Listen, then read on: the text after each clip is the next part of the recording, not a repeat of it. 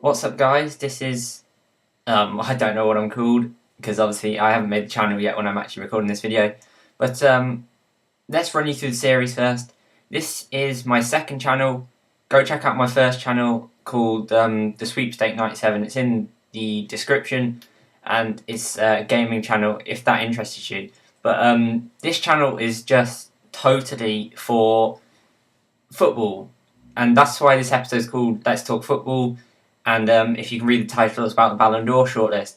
Now, this whole channel is basically me phase camming reactions and just ranting about stuff in football.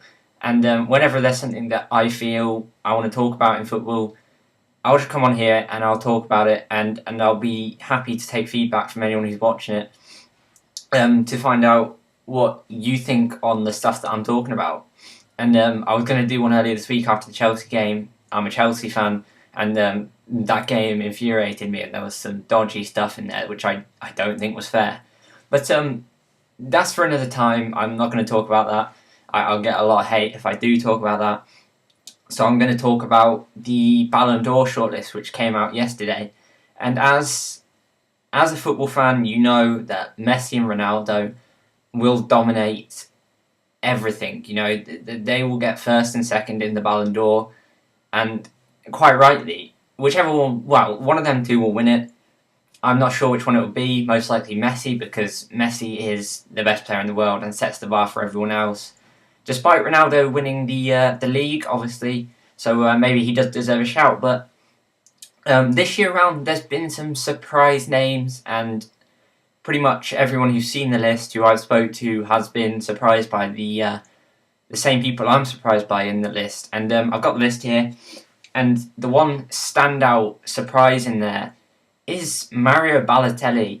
The man is obviously a good player, a strong player. I don't doubt that. He's a top quality forward, scores goals when he wants, and has a great penalty on him. But he's over the last year been a sub more often than not for the mighty Man City, and scored, I think, around 15 goals in the league, and that's a good total for the Premier League, but not enough to be nominated among the best 23 in the world over the last year. And they also judge the Ballon d'Or on winning trophies and, you know, playing well in big games, which is why the likes of Drogba is in there, because Drogba obviously scored the winning penalty in the Champions League final and got the equaliser with that great header. But Mario Balotelli, you know, the only game I can see him, you know, really excelling in, major game that I can see him setting the bar in, was the semi-final against Germany, where he smashed home two absolutely great finishes, and that is the only reason I can see that he is in there. And obviously he's not going to win, but he's been recognised ahead of, you know, some people that I'll talk about later, who I personally think deserve to be in that list. And it's stupid, it's ridiculous. But you know, the man has a big ego anyway, and it's gonna have swelled so much by this recognition.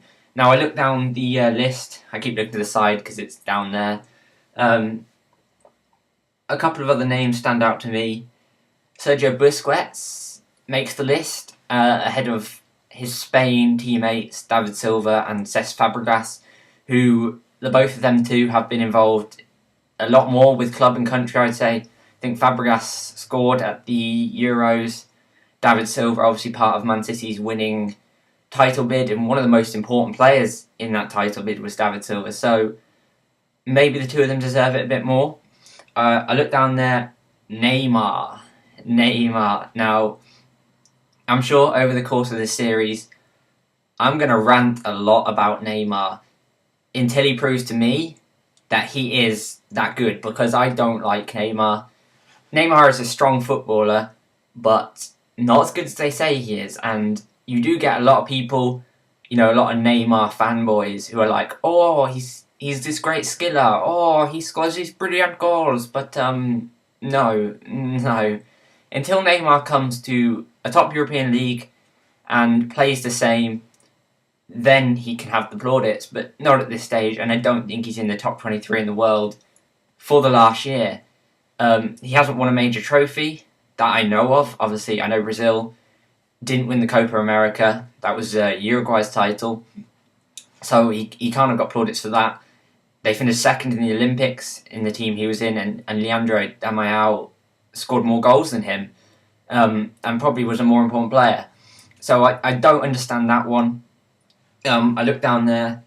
Manuel Neuer, Bayern Munich have been second best in Germany last season to Dortmund. Obviously, he made the Champions League final, which was, good, but he didn't win it. Bayern Munich didn't win it, Chelsea did. And the man who single-handedly won Chelsea the Champions League last season, in my opinion, well, maybe not single-handedly, but he did put a lot of effort in there and made some vital contributions, was Petr Cech. He's an incredible footballer, and last season was key and pivotal to Chelsea doing what they did in the Champions League, and I feel he should be in there ahead of Manuel Neuer.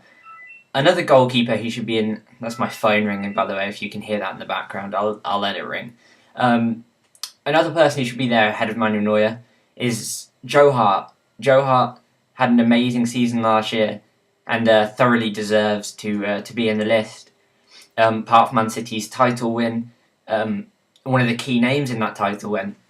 Now, Man City have two players on the list. Sergio Aguero, third top goal scorer in the Prem, deserves it, I'd say. He was key to Man City doing it. Yaya Toure, who was a driving force. But I think there are three Man City players who deserve it ahead of Yaya Toure. And that's obviously Joe Hart, who I spoke about, David Silva I spoke about, and one more, which I think will be obvious to people watching this. Vincent Kompany. What an incredible footballer, and what an incredible season. And in my opinion, he's the best in the league, or at least has been over the last year, and thoroughly deserves a nomination on this shortlist. I know he's not going to win. I know there's only two of them that can win, really, Messi and Ronaldo, but he deserves to be recognised for what he's done ahead of another centre-back that's on the list, Gerard Pique, who over the last year has been distinctly average, missed a lot of games through injury, and doesn't deserve to be on the list. Now, the Invincibles, Juventus, have two players on the list. I cannot complain about them too, and that's Buffon and Pirlo. Both great performances at the Euros as well. So them two sit right with me.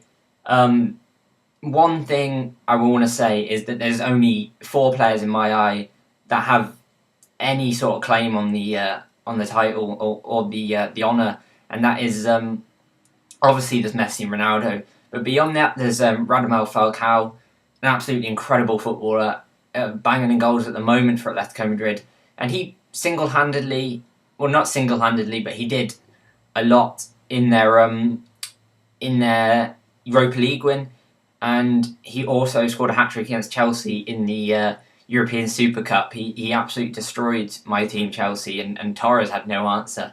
So I think he thoroughly deserves a mention and can't be excluded from maybe having a possible chance.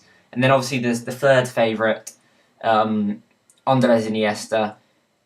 Key part of the Barcelona team, probably a lot more important over the last year than Xavi, who's also a great footballer. But they're the only four that I can see even, remotely having a chance.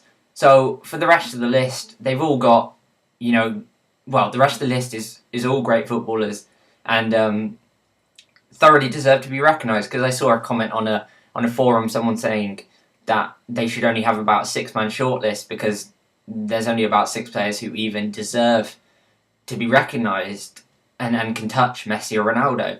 And that's not true, because the people on this list, the list should technically all be players that can win, but because Messi and Ronaldo set the bar, up here, they all know that they're not going to win. The likes of Van Persie and Rooney know they're not going to win. It's just great to be recognised for such a high reward, such a high award, I should say. And these players will be so happy that they've been recognised, and they won't be sitting there thinking they should have won. So, that's my rant over. In the description, I will leave the full list of the Ballon d'Or shortlist. If you're watching this, I hope you enjoy it. Feel free to like and subscribe. leave comments. I want this series, in this channel, all to be based on your opinion on what you think about the stuff that I talk about, because I know stuff I talk about is opinion, and people have different opinions to me, and I thoroughly want to hear what you think. But as I said, I'll leave the Ballon d'Or shortlist in the description so you know who's in there, because I haven't spoke about all of them. It's a 23-man list. I haven't mentioned the likes of Ibrahimovic and Alonso. So, yeah, you can go check that out.